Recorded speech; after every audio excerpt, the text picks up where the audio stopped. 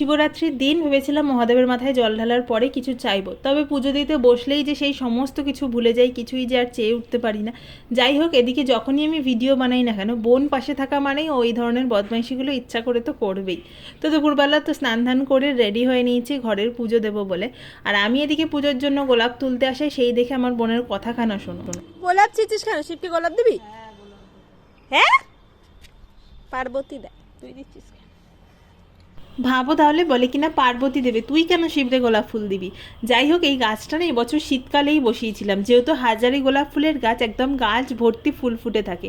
যদিও ফুলের সাইজগুলো একটু ছোট ছোট, তবে অনেকগুলো একসাথে ফুটে থাকলে বেশ দেখতেও ভালো লাগে।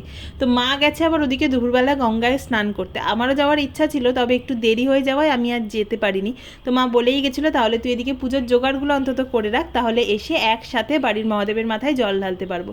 আসলে অন্যান্যবার কি হয়, আমি আগে জল ঢেলিনি, তারপরে মা পুজো দেয়। তবে এবারে ভেবেই রেখেছিলাম দুজনে একসাথে বসে বাড়িতে পুজো দেবো। তো এদিকে পুজোর সমস্ত কিছু জোগাড় এক জায়গায় করে নিয়েছি। আসলে পুজো দিতে বসে সব কিছু হাতের কাছে জোগাড় করা থাকলে পুজোটা দিতেও সুবিধা হয়।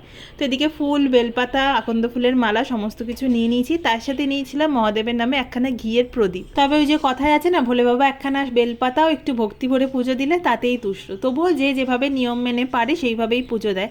আর এবারে তো শিবরাত্রি বেশ সকাল সকালই পড়েছিল বলতে গেলে, তবে এই বাড়িতে পুজো দিয়ে সমস্ত কিছু জোগাড় করে রেডি হয়ে মন্দিরে যেতে যেতে সেই বিকাল গড়িয়ে সন্ধে।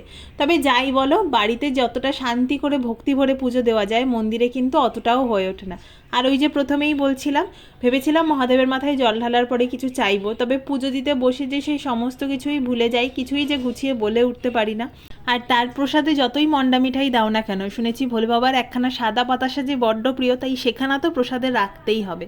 তো আমার আর মায়ের দুজনেরই খুব ভালোভাবে বাবার মাথায় জল ঢালার পরে এখন আরতি করে নিয়ে তারপরে যাব হচ্ছে মন্দিরে পুজো দিতে। তো যেগুলো নিয়ে যেতে হবে মা তো এখানে সমস্ত কিছু জোগাড় করেই নিয়েছে। চলো তাহলে বাকি ভিডিও তোমাদের সাথে নেক্সট পার্টে শেয়ার করছি। আজ এইটুকুই, টাটা।